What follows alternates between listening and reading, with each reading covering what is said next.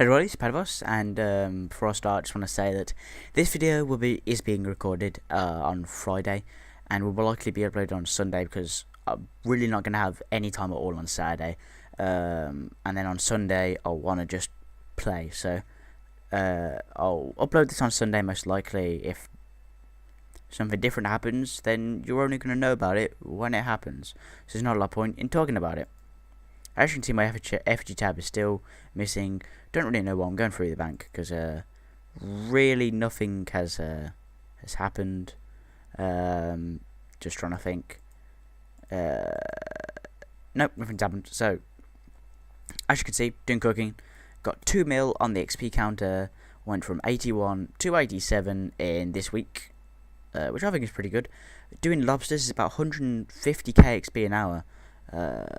With urns, which is pretty good. So because of how good that is, I'm going to use up all these lobsters. Should get me to 90, if not a little bit over, at which point I will then decide whether I'm going to do maybe swordfish or monkfish. I think still burn up until 91 with cooking gauntlets, so maybe not those, but I'm basically going to be getting to 97 cooking because it's really fast, and I think right now lobsters barely lose anything or sometimes make profit. In terms of the short-term, long-term goal, the medium-term goal, maybe that might catch on, calling things that are short-term but long-term medium. Anyway, in terms of that, of being able to open my own effigies, a 97 cooking. It's about another 6 mil XP, should be, which, I don't know, I'm either going to be really close by next week, or next week is half term for me and I get 2 weeks off, and if it's not done during that 2 weeks, my computer's either broken or my arms have fallen off, because I really won't have that much work left to do then. And then I'm not sure because I don't really need to, but I've got a month to use my skull boots. 2 months actually, just my skull boots. So that's completely off the list. Probably do Hunter, try and make some money. Total level 1913, which of course is the year that some stuff happened. Yeah, this is a bit off topic, but in school I've done GCSE history, and 1913 is the year where Emily Davidson, suffragette, ran in front of a horse and got trampled to death.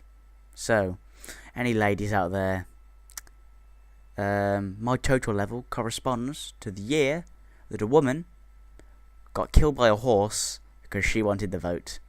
And people wondered why men thought that women were too stupid to be given the vote. Maybe it's because, to protest, you got killed by a horse. That's my sexist comment for the day. I'm not sexist. I'm just saying, if you want to get something done, don't run underneath horses. It's pretty obvious. But what I'm going to talk about today is the update. And you might be thinking, what was the update? And if you're thinking that, you probably haven't played, because it's been big news. Every time there's an update that brings an item into the game, merchants go crazy. They pick them up at market price, sell them at like 20 billion GP to some dicer who, I don't know, logs on, dices a pea hat, dices a blue pea hat for like £1.5 billion, and then sells it for £1.5 billion or whatever the crazy kids are doing these days. But on to the actual update. I don't know what happened there. I can only apologise. The Bakriminel bolts, the Bakriminel, or the BA criminal, whichever one you want to call them. These are bolts, obviously, hence the name. It tends to help when you call something what they're actually called. If they'd called it the Bakriminel runes and they were for crossbows, people might got a little bit confused. So, level 80 range to wield them. You can only use them on a rune or chaotic crossbow, which is a bit weird because rune crossbow is 61 ranged, but these bolts are 80 ranged. So, yeah. But they're probably designed for the chaotic crossbow because it's the best crossbow in the game. Pretty sure. Might be about to sound really stupid by saying that, but I'm pretty sure it's the best crossbow in the game. These bolts have the highest range strength bonus in the game. which means without any special effects, these bolts can hit the highest. I say that because ruby bolts, their max hit is based on the special attack, which is based on opponent's life points, so they can hit, I think the max hit currently on any monster is 2,000. Could be wrong, but I'm pretty sure I've seen a hit of 2,000. Not sure whether that's still currently in the game, but anyway, their special hit is based on the opponent's life points, so that's very like fluctuational, which I don't think is a word. And then I think the diamond bolt spec adds damage, so that will change the actual max hit of the bolt. But minus special effects, these bolts can hit the highest. So you might think, does that make them good? No, because special effects of every other kind of bolt hit reasonably often. I mean, they hit so reasonably often that at things like necks, it's worth bringing diamond bolts and ruby bolts, because when you switch to ruby bolts, you're pretty confident that you're going to get that ruby bolt spec. So in terms of how good they are as a bolt, they're not that good. I'm going to get on to now their magical special effects, which are clearly the only reason you'd use them, because, I mean, if these aren't good in Freezens, you are very, very difficult to please. Just before I start, when you wield them, as opposed to the usual free styles of wait a minute, I've done this wrong. I think it's accurate, rapid, and long range. I think those are the 3 types of attack style with a ranged weapon that you get currently. With these ones, you get different ones that say head, torso, and legs, which might be a little bit confusing because nothing else in the game has that, and it's a little bit weird when you think about it, that instead of being able to choose long range, you can choose to hit them in the leg, which now I shall now quote to you exactly what these different attack styles can have the effect of. If targeting your opponent's head, I don't know why I'm reading it in that voice. If targeting your opponent's head, you'll have a 1 in 3 chance to slow their magic casting for the next 30 seconds. Hitting them again, while the effect is still in place, has the same chance to reduce their magical accuracy by a percentage proportional to the damage of the hit. So, that might sound pretty nice. But then you think about the little thing that the entire combat system in the game is based on, called the combat triangle, which, if we start with melee beats ranged, right? But ranged beats mage, but maged beats melee. And as you can see, there's a nice little triangle there. So what Jagex have done is they have made rangers more powerful against a type of enemy they're already more powerful against. And considering these are only PvP effects, these effects only work in PvP, nobody PKing in mage fights a ranger, because even in high level mage gear, they're going to be hitting constantly on you because your range defense is so low. And yet Jagex have decided that's what they want. They want to be able to hit those people who don't fight them in the wilderness even harder. What Jagex are encouraging here, and I don't particularly PK. I don't think I've ever killed someone in the wilderness. Okay, I have, but I've never gone out and gone on a PKing trip and killed a complete random person in the wilderness. So my opinions on the effects that the game should have on PKing probably don't reflect the majority of people who. Of course, they don't reflect the majority of people who PK, but they probably don't reflect the majority of people who play the game. But what I'm saying is, from the videos that I watch and the videos that I was about to say videos that I see, but seeing and watching are very similar things. From the videos that I watch and the occasion that I might read a forum thread, a big problem with the wilderness is the idea of PJing, which PJing is a term that has even come into PVM, which is a bit weird, since that means player jacking, where you steal a person's target from them. It usually takes place, two people will be fighting, and somebody will double eat. And what this means is they are out of combat with someone long enough for another person to be able to attack that person, even though clearly they didn't intend to stop fighting them. Another form of PJing is called rushing, which, even though rushing is different to PJing, it kind of fits into the same way. You're not looking for a fight, but you get one. Somebody will just see you standing around the wilderness and they'll attack you. And if you're standing around in mage, you are already massively weak to a dark bow spec. And now, you now have a 33% chance of, when you get hit by these Bakriminel bolts, you're going to be attacking really slow against him. Which means that there is a 1 in 9 chance that for 30 seconds, you will be attacking slowly and your accuracy will be reduced against an enemy that you are already weak to. I don't PK, but I can see that's a bad move. We're only on one of the 3 targeting styles and we've already found a problem. Let's go on to the torso.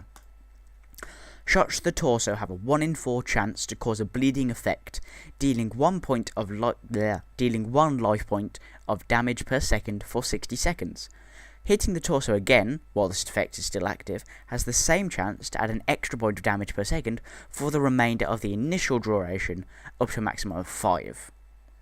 So what this means is, that there is a 1 in 20 chance that you'll have 4 hits in a row that cause the next 60 seconds for that person to have 5 damages done to them every second. Which is better. That isn't overpowered. I can't see a problem with that. But I can see the problem in Jagex's logic. Logic. They're thinking, this is going to be... Actually, I don't know what they're thinking. This is what I think they might have been thinking, but it could be wrong. What I think they were thinking was, it's going to be a new ranged KO. You're going to be fighting someone, and suddenly they've got this damage over time effect on them, and then they're going to have to, and then you're going to hit high to a point where they have survived, and then that hit's going to hit them. But it maxes at 5. How many times do you go down to 5 or less life points?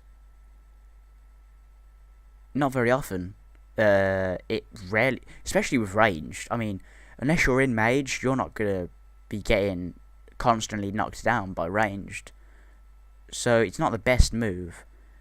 And also, there's a problem.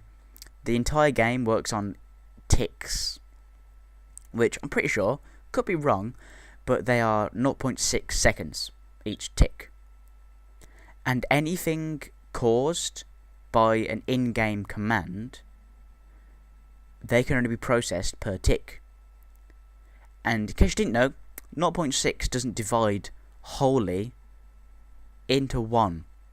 So it's not 1 second, it's 1.2 seconds. So it's as close to 1 second as they can get it, but it's not 1 second. But then again, the only other way for them to explain it is to say either 1.2 seconds, or they could say every 2 game ticks, which game ticks confuse a lot of people. Overall, the torso effect, not that bad. Onto the legs. A shot to the legs has a 1 in 3 chance of draining your opponent's run energy in proportion to the damage dealt. If they're on low run energy, a successful hit has the same chance to bind them to the spot for 10 seconds. If any of you have been playing for long enough, you may well have. The Abyssal Whip. Initially, its special attack was that it would either miss or hit its maximum hit, which is kind of understandably overpowered. I mean, with stuff like an extreme potion, or I don't actually, were they out at the time? With potions and prayers, a lucky hit could easily hit 400. I'm not sure how much it would have been able to hit back then, obviously different gear, but if it stayed the same until it was now, it could be seen as overpowered. So they changed it so that it drains run energy.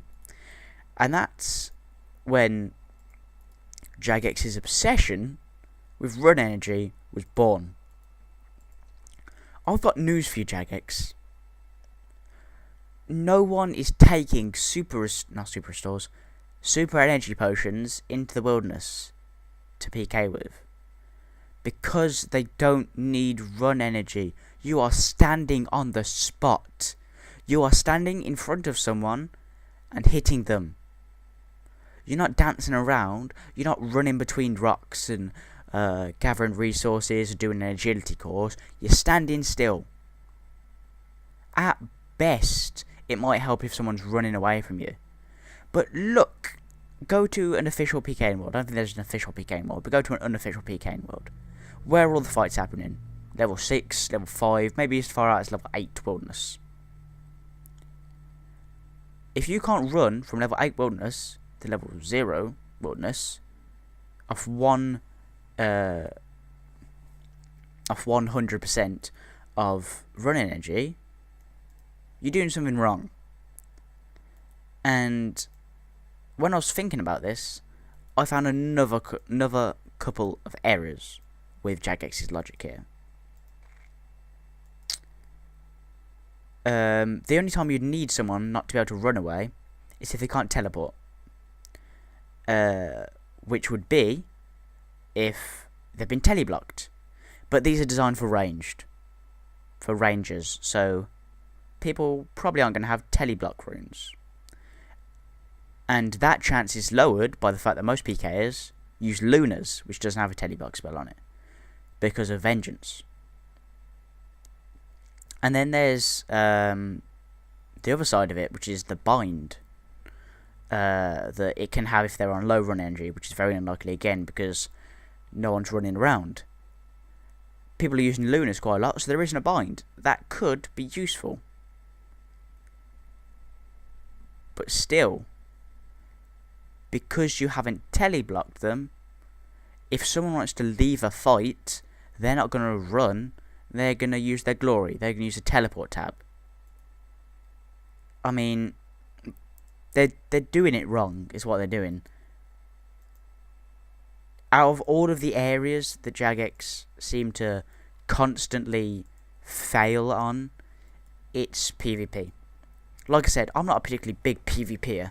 I think I've killed one person in the wilderness, and that's a friend. And as much, it's not like I don't care about PKing, but it doesn't affect me. But it doesn't take a particularly large amount of internet video watching about RuneScape to realise that a lot of PKers don't like the way the Jagex are doing things. Because if you look at the last couple of updates they've done to the game, not last couple, but some of the larger ones, Storm of Armadillo ruined PKing for about a week because people didn't know what was happening. People didn't know what this tornado was. They were just getting wrecked by this tornado that was coming out of nowhere. A lot of people in the wilderness using melee, they're just getting destroyed by this magical tornado that comes out of nowhere. And then they released Polypore, which is a cheap and reasonably high hitting, once again, magic based attack. So I suppose, whilst in the grand scheme of things, they were just making changes to how mage worked. They, for at least a short amount of time, whilst people learn how to deal with it, messed up PKing. And now this time they thought, okay. We'll release some PvP bolts. On the surface, that seems nice. A lot of people thinking, maybe it'll be like, if you're attacking a player, you do extra damage. You have a 1 in 10 chance to hit 50% extra damage. Or they have a special attack that on players is twice as accurate. But no, they've given you this. They've given you reduced run energy, slower spell casting time, which, as I said, little bit of inference and deduction is the most stupid move, and a bleeding effect, which, as we all know, is the most important thing in the world, that you have that bleeding effect.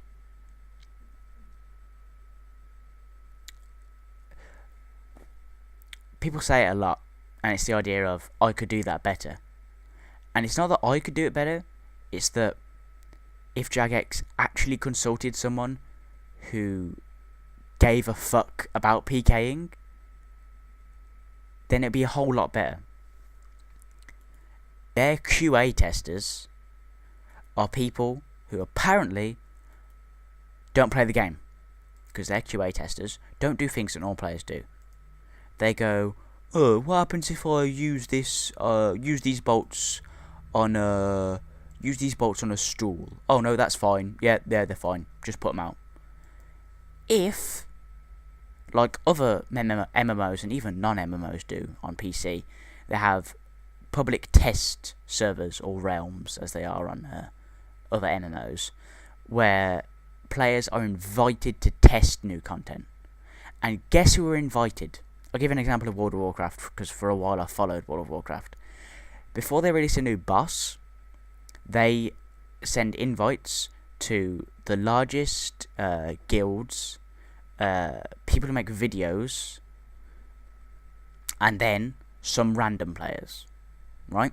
And what this does is, it gives you the elite perspective, the people who are going to do this content. It gives you their perspective. It gives you the video maker's perspective, which, whilst it might not be as helpful in terms of the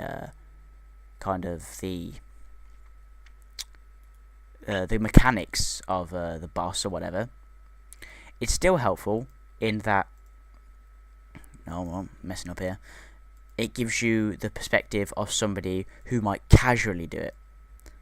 And then the random player has the chance of being someone who'd have no interest in the update, but is going to play it because they've been invited to do it. But instead what Jagex do is they give these, they use test servers. That's what they use to test the updates. A different version of the game is loaded onto a different server, which is going to be accessed by their QA testers, their quality assurance testers, who apparently, when they get home, rather than playing RuneScape, play, I don't know, Hello Kitty on an Adventure, because they know nothing about this game. If you had shown me what those effects did, I would have told you that that's not what the community wanted. But then again, I could be wrong. I'm saying this, and for all I know, people are going to start saying, oh yeah, they're really good for PKing. But from what I've seen, other than the fact that they've got the highest range strength, which means they can potentially hit the highest, their special effects are near enough useless in your average ranged PKing situation. Because they don't have the same kind of special effects that rubies and diamonds have, they can't accurately be compared. Overall, it's just, in my eyes at least, not a particularly good update. I mean, like I said, anyone with the slightest interest in PKing could have had a look at those lists.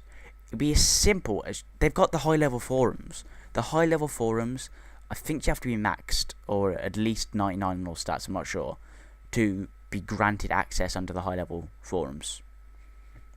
Sorry, and occasionally they do consult these people.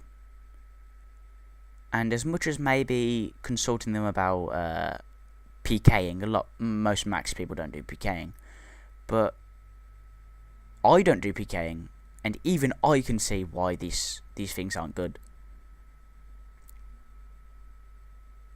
Sometimes you just think that Jagex will do one update, you'll be like, oh yeah, they've listened, they know what we want, they're doing updates that are good and we like them. Then sometimes you just think, does nobody in Jagex play the game?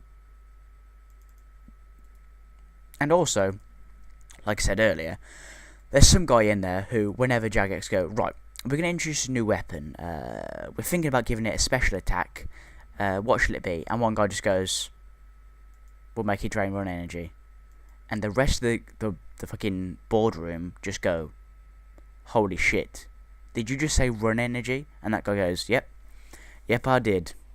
And they go, right, we got a weapon then, make it drain run energy. Meeting closed. Because why the fuck do you need run energy drains? They have no effect on NPCs, and their effect in PvP is fucking worthless. Because if you want to get out of a fight, you're teleporting, aren't you? You're not running to the border. So, in the situation where you've teleblocked someone and then you drain your run energy, that isn't your average PvP situation. Because that's not player versus player, that's player versus players. Jagex are making it easier for clans to kill innocent players. I say innocent players. People killing revenants and killing greater demons in the front 3 dungeon, like I was when I was doing Slayer. Congratulations, Jagex. You just made it a whole lot easier for people to smite me so I can lose my fucking rapier. Congratulations. That's going to be the end of the video today. Got a little bit ranty at the end. Don't know if you picked up on it. I did. But, might got a little bit ranty. Don't know if you, noticed. Not sure how long this video's been. No, yes, I am. It appears to have been 26 minutes long. Which, if it has, I'll happily upload that for you. Because I love you guys. Sometimes I just think that if you weren't there, I wouldn't have the will to stay alive. And then I think, oh no, I do have the will to stay alive. But anyway, if you like the video, please do give it a like. If you haven't already, subscribe, and I'll see you soon.